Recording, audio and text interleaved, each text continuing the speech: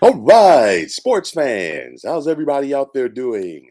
William Martin coming at you one more time here on YouTube with another edition of the 300 Pounds of Sports Knowledge Podcast. It's that time of the week, folks. My key games for the upcoming weekend in the world of college football.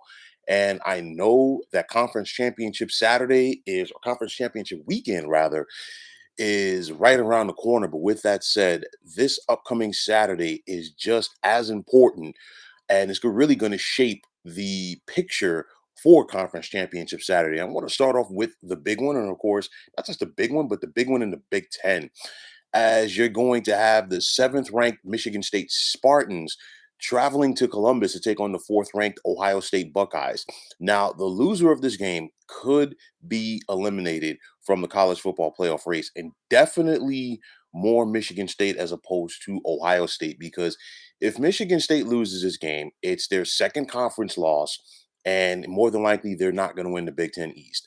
On the flip side for Ohio State, their one loss is out of conference to Oregon. So Ohio State could lose this game and still potentially win the Big Ten Conference. Now, for Michigan State to go on the road and pull this off, quarterback Peyton Thorne is going to have a big game. And he's been solid all year long, because I expect this Ohio State defense to key on running back Kenneth Walker III. And of course, he is a Heisman candidate. He has been the workhorse for this Buckeyes offense. And as the game progresses, he gets better. So it's going to be a test of wills. Who's going to win this one? The Ohio State defensive line or the Michigan State offensive line? We'll have to wait and see. But nonetheless, this Spartans defense does have 32 team sacks in the season. They have to go out there and put pressure on Ohio State quarterback CJ Stroud. Easier said than done, because he has gotten better as the year has progressed. And then on top of that, you look at the talent around him on the offensive side of the ball. Talking about running back Travion Henderson, and of course, a trio of talented receivers in Jackson Smith and Jingba, Chris Olave, and Garrett Wilson. Now, defensively, the Buckeyes can bring it as well. 32 team sacks as well as 11 picks. So they definitely want to keep Michigan State in second and third and long situations to neutralize Walker and put pressure on Peyton Thorne. Michigan State will be formidable. Make no mistake about it, but Ohio State is just a better team. And because of that, I'm going to take the Buckeyes at home by the score of 37-24. Now, in the Big 12 conference, you're going to have the Iowa State Cyclones traveling to Norman to take on the 13th ranked Sooners of Oklahoma. And the Sooners have to find a way to bounce back after they were shocked and dominated for the most part on the road last week at the hands of Baylor. Oklahoma needs to be ready for this one again, because you have a veteran Iowa State team that was pegged by some to win the Big 12 conference when this season began. Brock Purdy, a quarterback, he's been up and down, but you know what? If you sleep on him, he can have a big game. But the key to this Iowa State offense is running back Brees Hall. And if the Sooners defense cannot stop him early and allow him to get into a rhythm, they will be in for a very long afternoon. Defensive end Will McDonald the fourth can consistently rush the passer, and that's important in this one because Oklahoma's had their issues at quarterback this season. First, it was Spencer Rattler. Now it's the freshman Caleb Williams. And with that said, as far as Oklahoma's quarterback situation, they've got to run the football effectively with Kennedy Mims in this one. So this is going to be a battle of wills, and I think it's going to be a back and forth game. But I think Iowa State has what it takes to go to Norman and knock off Oklahoma by the score of 30-27. Now, in the ACC, you're going to have the Wake Forest Demon Deacons, who are the 10th ranked team in the college football rankings, taking on the Clemson Tigers. And a win by Wake Forest here would clinch their first trip to the ACC championship game since 2006. Quarterback Sam Hartman has been solid for the Demon Deacons all year long, and he has two of the better receivers in the ACC to throw the football to, in A.T. Perry and, of course, Jakari Roberson. 10 interceptions by this Wake Forest defense, even though they've given up their fair share of points. But it's going to be interesting because I want to see if this Demon Deacons defense will not allow DJU and this Clemson offense to get going. Clemson has struggled on offense for the most part this season. They did score 44 on a bad UConn team last Saturday, and you have to wonder if they can get some momentum of that for their own. But for Clemson to pull this thing off, they are going to have to do what they've been doing all year long, relying on their rock solid defense that has 32 team sacks. I don't think Clemson is able to get it done because I'm not sure if they're able to hold down this Wake Forest offense enough. This is going to take Wake Forest on the road by the score of 38-20. Now, in the SEC, you're going to have the 21st ranked Razorbacks of Arkansas traveling to Tuscaloosa to take on the second ranked Crimson Tide of Alabama. And a win here for the Tide would send them to Atlanta for the SEC championship game for the fifth time in the last 7 years. Now, the key to slowing down this Arkansas offense, you have to stop KJ Jefferson. Make no mistake about it.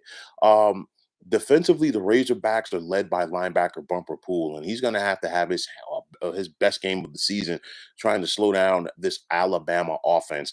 Bryce Young has really, stepped in and filled into those shoes at quarterback for the Crimson Tide, has had a big season, and I think he's not going to slow down here. You also look at the contributions from running back Brian Robeson as well as wide receiver Jamison Williams. This defense for Alabama has really stepped it up after their loss to Texas A&M. Will Anderson has 12 and a half sacks this season and 34 sacks as a unit, along with 12 interceptions defensively. Alabama is simply too much, and they will be too much for Arkansas on Saturday. Just I'm going to take the Crimson Tide at home by the score of 44-20. Now, in the American Athletic Conference, you're going to have SMU traveling to take on the fifth-ranked Bearcats of Cincinnati. Cincinnati, they've been in some tight ones lately, but they're still undefeated, and they have to try to put Tom whole serve at home, but it's not going to be easy because SMU is for real, led by quarterback Tanner Mordecai. And if this Bearcat defense cannot slow him down, he could torch them all afternoon long. But the Bearcats are a veteran team with running back Jerome Ford and quarterback Desmond Ritter. This team does have 16 interceptions. So if they could force Mordecai into a couple of picks, that could change the outlook of this game. It's going to be a back and forth game. Cincinnati will win, but they're going to have to earn it. And I'm going to take the Bearcats at home by the score of 38-33. Now, in the ACC, you're going to have the Virginia Cavaliers traveling to take on the 18th ranked Pitt Panthers.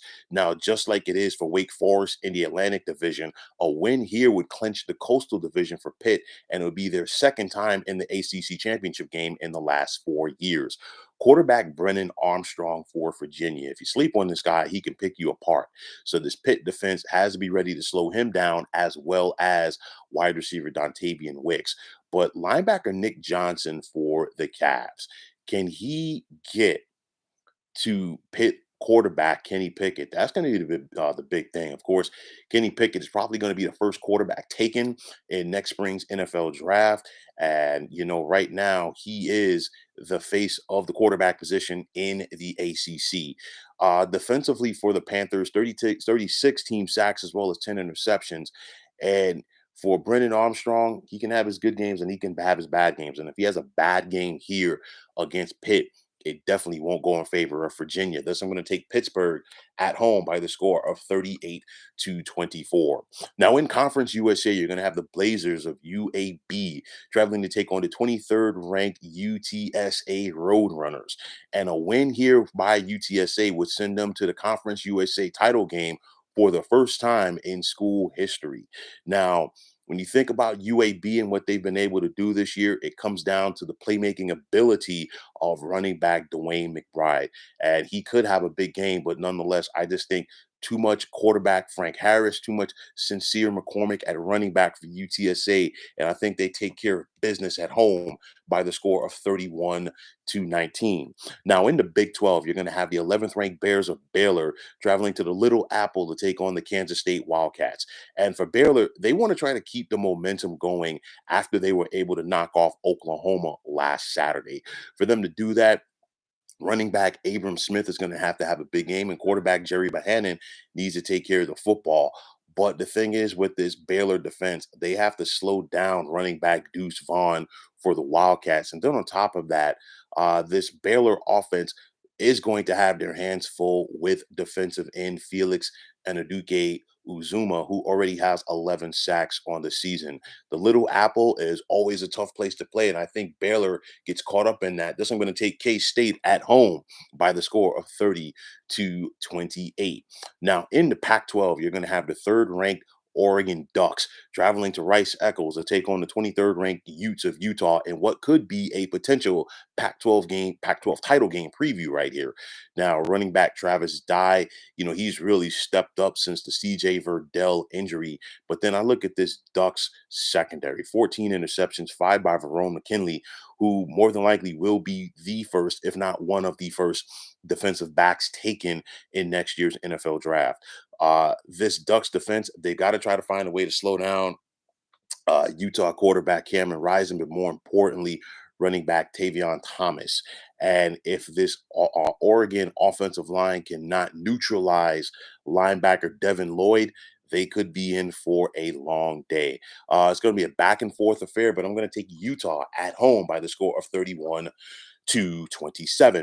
And finally, back in the Big 12, you're going to have the ninth ranked Cowboys of Oklahoma State traveling to Lubbock to take on the Texas Tech Red Raiders. And a win here by the Cowboys would clinch a berth in the Big 12 championship game for them. Oklahoma State has done it defensively this year, but they've also done it with their running game. And I expect running back Jalen Warren to have a big time impact in this game. And when you think about the Cowboys' defense this year, you have to think about what Malcolm Rodriguez and his 94 tackles have meant to Oklahoma State. 37 team sacks as well. I think the Cowboys are just too much for the Red Raiders right now. Because of that, I am going to take Oklahoma State on the road by the score of 34-20. So, folks, that is going to wrap it up. And as always, I want to take this time out to thank you for tuning into the 300 Pounds of Sports Knowledge podcast here on YouTube. I want to take the time out to thank all of you fine folks out there for tuning in. And if you have not already, please feel free to subscribe to this channel. Now, if you're on Twitter, please feel free to follow me at 300 Pounds of Sports. And like I always say, if you follow me, it will be my pleasure to follow you right back. There's also the sports discussion group on Facebook at the Sports Depot 365. You can check it out, drop a line, and be a part of one of the better sports debating sites going on social media. So once again, fine folks, my name is William Martin, signing off, saying take care and have yourselves a wonderful day.